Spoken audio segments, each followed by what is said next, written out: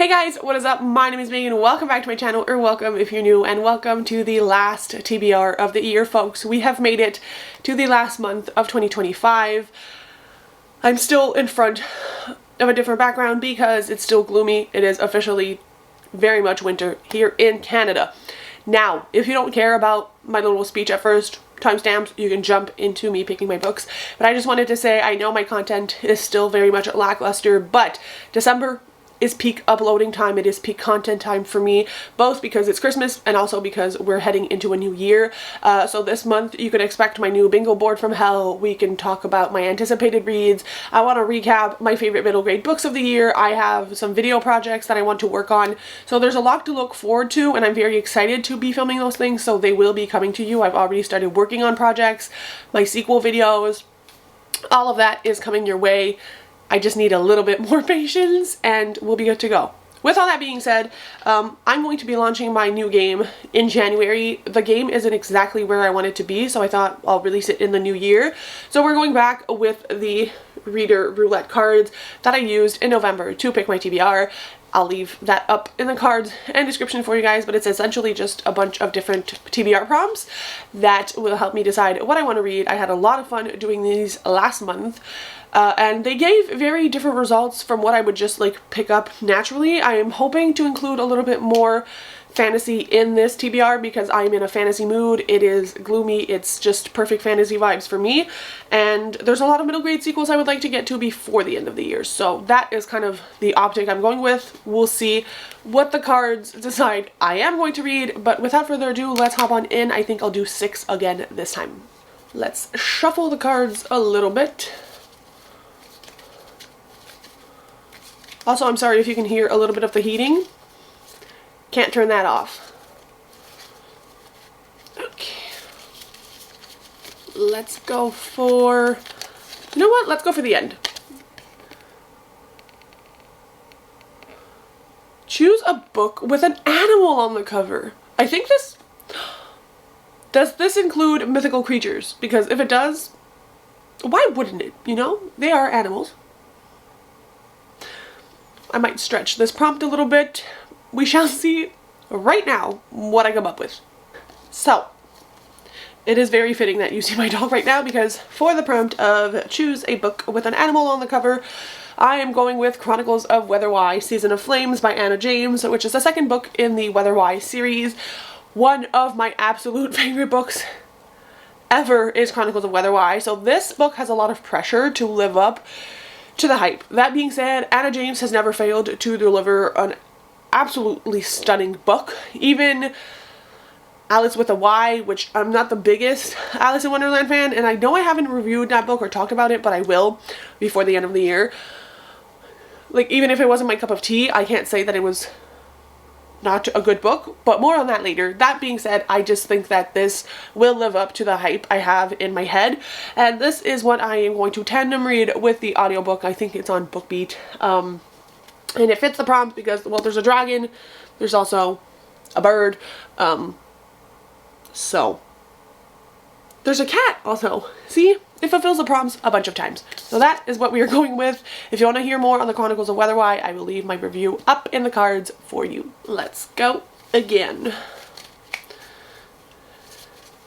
I don't know, I don't remember how many prompts there are in here, but I'm hoping we get different ones from last time. That would be fun. I haven't like taken the time to read every single prompt, which is something I would usually do, but I don't have a lot of time, so let's go again. And we'll go middle, which is this. Read a book that inspired a movie. Okay, yeah, that's very, very fitting because I have a book that I want to read. I don't own it, so I'll just put up a picture. And that is The Lord of the Rings. Don't ask me why. I've been talking about this, primarily the movie, with someone who's a big fan of Lord of the Rings, and it kind of piqued my interest in a way of like when they talked about the movies and the books, and I've been wanting to read The Lord of the Rings for a while and get kind of into Lord of the Rings. It's something I've watched before, but I'm not like a massive Lord of the Rings fan just because I haven't taken that time to like really appreciate what it's about. It wasn't necessarily something I was planning to do by the end of 2025, but I think I will get myself a copy of the first Lord of the Rings books and the audiobook for sure, because that's how we roll here with fantasy that is not middle grade, though I primarily listen to middle grade fantasy anyways. But yeah, that is scary, but the bookish gods decided it's the perfect time for me to be reading that, so that is what I'm going to do. We're going to go with Lord of the Rings. Insane. January 2025 me would not have seen this coming. Just saying. We'll go again. And it's funny because when I do these, I'm like, I want to do like 10 of these, but realistically, that means like reading 10 books. So it's like fun to pick out cards. I mean, it's fun to read, but like having to read 10 books is a different ordeal completely. Let's go for this one. Read a book based in a foreign country. Again, that gives me a lot of choices. I am from Canada, as I have said probably 10 times since the beginning of this video. So it does give me a lot of choices. I'm gonna need to peruse my shelves for this one. And obviously I'll be back with an answer. For a book based in a foreign country, we are going with Stonewitch, which is the 4th book in the Hedwitch series, which again, I have a reading vlog for books 1 through 3 up on my channel with a like series catch up I'm doing, and it is spoiler free if you want my thoughts, but this is book 4 and these are set in like the UK across the pond. And I know in this one there are like students from Britain to Ireland, like a bunch of different areas that are not Canada, and so this works perfectly, and I want to be up to date with this series going into 2026 to make sure that when the next release comes, I am good to go. Again, I would highly recommend watching that vlog, both for life updates if you missed why I haven't been updating the videos as much, and also for my thoughts on this incredible series. Let's go for what I think is number 4.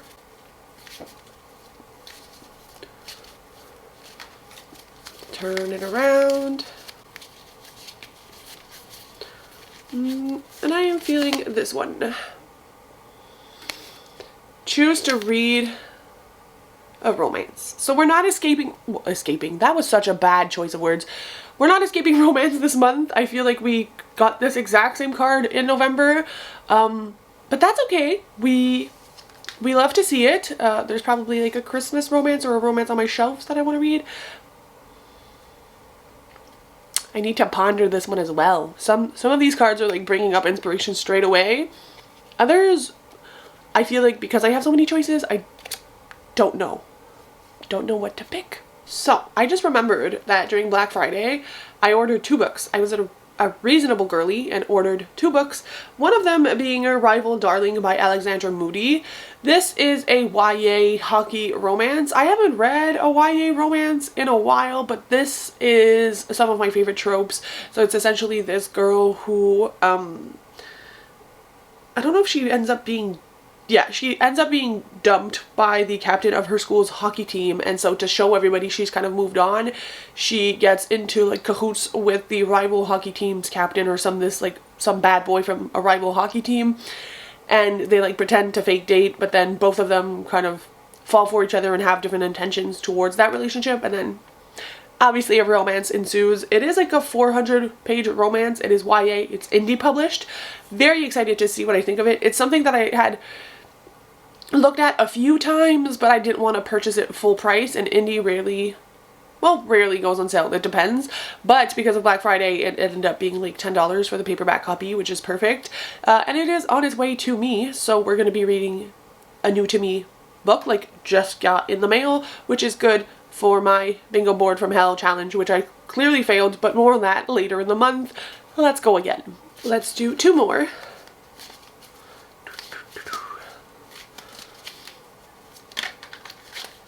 The cards. The cards are falling. If this was a tarot reading, it would be a good sign. Let's see what it calls to me. Let's go this one. Choose the most popular book on your shelf. Oh dear Lord. See, I don't use Goodreads anymore. How am I gonna interpret this prompt? Do I want to go with like popular at the moment, depending on like the social media I read? Like, because I don't want to use an app and like scroll and look. I think we're gonna just go with like what book do I see most on social media now? Keeping in mind most of the people I follow do middle grade, but then like middle grade isn't just popular as a whole. I need, obviously, yet again some time to figure that one out, because that's a tricky prompt, because again, I don't really want to use Goodreads and like Goodreads tell me what's popular, because my bookshelf isn't updated on Goodreads, and I'm not sure if there's my story graph either. Yeah, we're just gonna go with what I think I deem is popular at this specific day. I don't know. So I decided to go with Thorn Season by Kira Azara for popular book, because is it the most popular book on my shelf? No, this is a newer release, but there's been a lot of buzz on the internet. This is the stunning Fairy Loot edition. It is a YA fantasy romance, and it has selection vibes as well as Kiss of Deception vibes. That's kind of how I would describe my comprehension of the synopses, and I'm very excited. This book is stunning. This is one of the books that like I was very excited that Fairy Loot was doing, because I do think I'm going to enjoy it. Also, this is just a beautiful copy. And yeah, it's YA. I think I am back into like a little bit of YA fantasy romance. Slight dash of it in my reading is enjoyable, and Fairy Loot have been picking really good books. I cannot wait to get my November box. This was the October pick, and as I said, is it the most popular book on my shelves? No. Have I seen a lot of buzz about this book?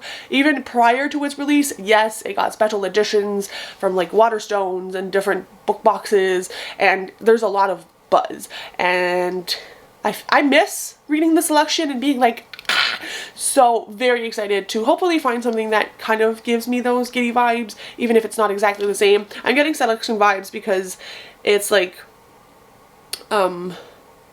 debutante season, and then like there are more than one men, and like Kiss of Deception vibes maybe, because it says trapped in a web of hidden intentions caught between two equally dangerous men.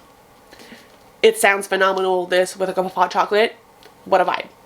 And the last card for December, and the last book on my TBR for 2025. That is insane, you guys. And we're gonna go with a dog bark. That was scary. Read a book with an animal in the title. I just had an animal on the cover, and then we're going animal in the title? Does it have to be like a dog? Oh! Okay, yeah. This is gonna be an easy one. God bless. Okay, yeah. Happy with that prompt. With that one, we're just gonna go with The First Unicorn Writer by A.F. Stedman. I finally got my copy. There was a whole ordeal with getting my copy to me. It took basically the entire month of November, and then it was shipped to my last address for some reason, because I changed all my addresses. And so the tenant of where I used to live gave it to my sister, and then my sister kind of handed off the package, but it was a whole thing and it took a long time. So I have not read The First Unicorn Writer, which is insane, but it's going to happen before the end of the year. Mark my words.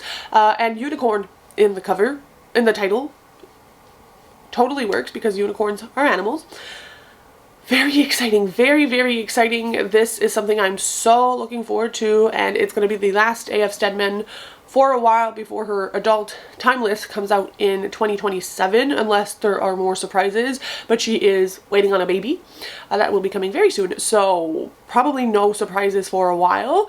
So it's going to be like one that it's a shorter book. I thought it was going to be as big as the Skandar books, but it's a little bit shorter, so I need to take like my time and digest and enjoy that one. But yeah, we're putting it back on the TBR because November was not apparently the time for me to read that Skandar book. So that is the end of the TBR. That is the last TBR of 2025. Let me know down in the comments what you guys are reading.